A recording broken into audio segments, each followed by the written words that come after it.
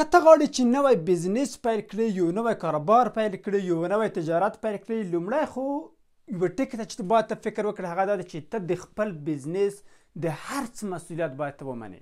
ممکن څوک تا وغولوي، ممکن ته د خپل کاروبار کې د ماتې سره مخامخ شي، څوک تا ته دوکه درکړي. په خپل بزنس کې به د هر څه مسؤلیت منې. کله چې ته مسؤلیت ونه منې خپل ځان به نشي اصلاح کولی. نو کله چې ته خپل ځان اصلاح نه کړې، خپل ځان جوړ نه کړې، خپل بزنس یې نشي جوړولی، خپل بزنس یې نشي اصلاح کولی.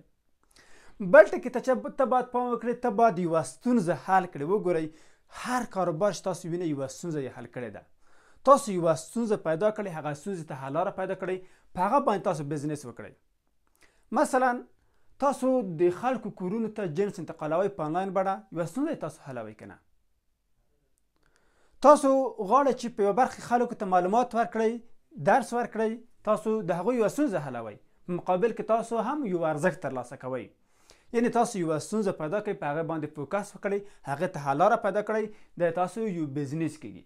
تاسو باید څېړنه وکړئ د هغه مفکورې لپاره. د هغې مفکورې لپاره باید تاسو تحقیق وکړئ. مخکې له دې چې تاسو څېړنه وکړئ، مخکې له دې چې تاسو تحقیق ونه کړئ، تاسو هېڅکله کاروبار مه پیلوئ. یو بریالی کاروبار لومړی څېړنه کوي، تحقیق کوي، بیا د تحقیق په اساس بازار ته داخلیږي.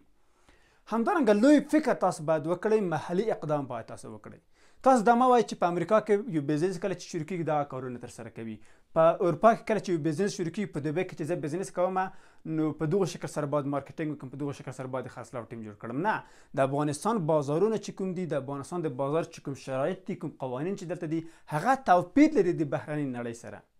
نو تاسو باید دغه ځای شرایط په پام کې ونیسئ، د هغې څخه وروسته تاسو باید اقدام وکړئ. یعنې د خلکو کومې ځانګړتیاوې چې دي، دغه جغرافیې چې کومې ځانګړتیاوې دي، دغه ځانګړتیاوو ته باید حتما پام وکړئ.